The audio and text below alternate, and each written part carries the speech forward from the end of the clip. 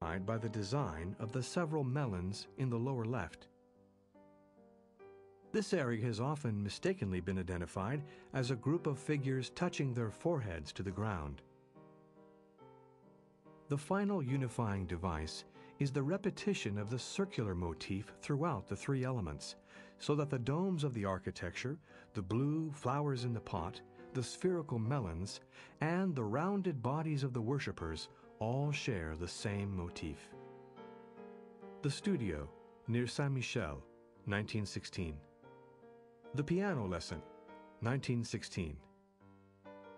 With its large areas of smoothly brushed gray, green, and pink, and its severely simple design, this painting would seem to be the most abstract of Matisse's monumental canvases. In subject as well as in execution, the Piano Lesson is related to the four symphonic interiors, the theme of the studio and the painter's living room now being integrated. But the balance of mixing is variable. Here the emphasis is on art. Note the inclusion of the bronze figure at the lower left, and an objective and spatial geometry. The diagonal ray of sunlight, unrealistically rendered in green and suggestive of his effects in Sunlight in the Forest, echoes the pyramidal shape of the metronome in the right foreground. Road in Clamart, 1917. Sunlight in the Forest, 1917.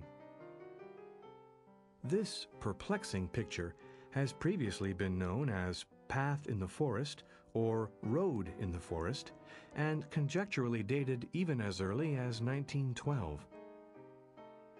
No detailed explanation of the parts of this picture can be completely satisfactory. It's not clear which parts of the picture are to be read in as sunlight and which are to be taken as in shadow.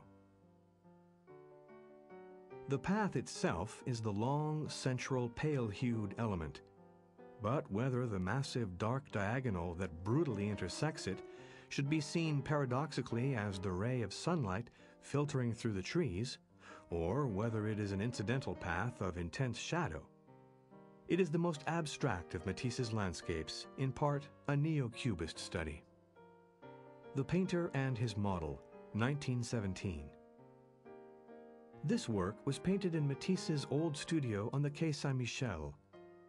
The picture offers diagonal views through the window at the right, showing fragments of the Pont Saint-Michel and the buildings beyond.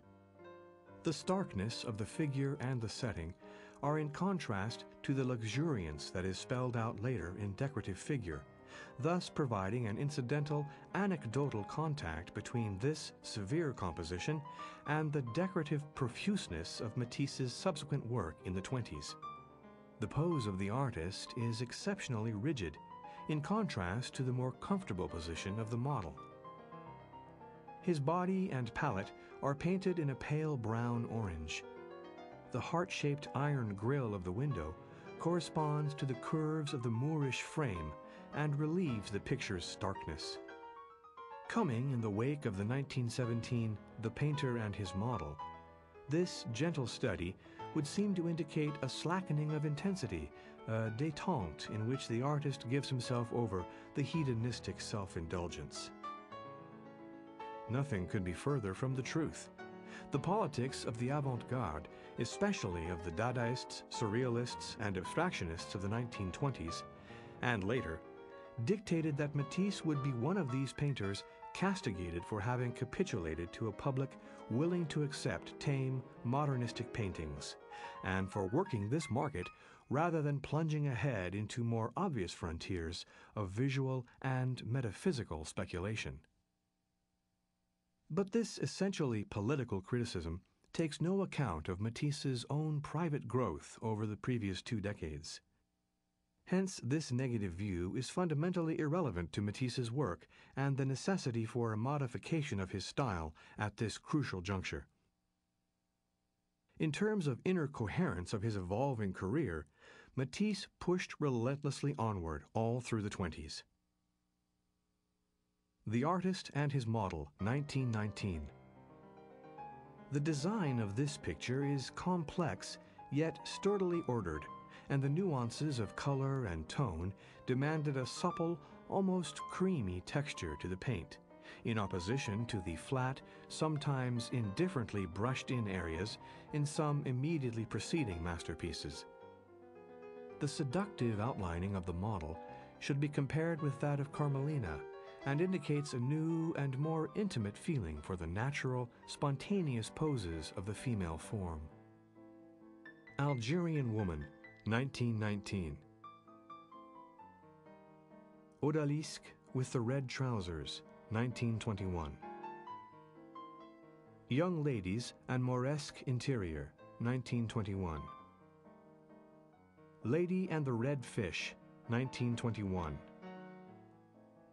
Interior at Nice, 1921.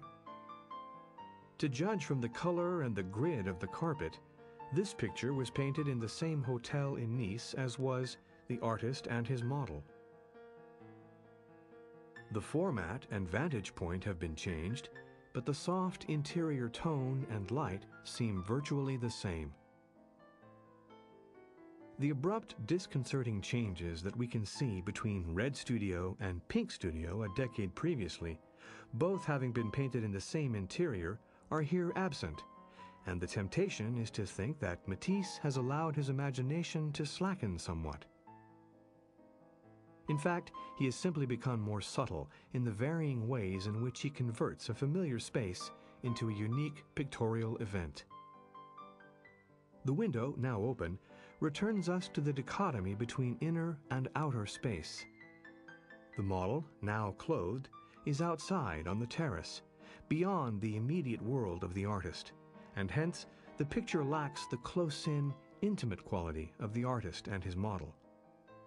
Furthermore, from the variations in furnishings and of the paintings on the wall adjacent to the window, we perceive a passage of time, a phenomenon significantly lacking in the earlier related studio pictures.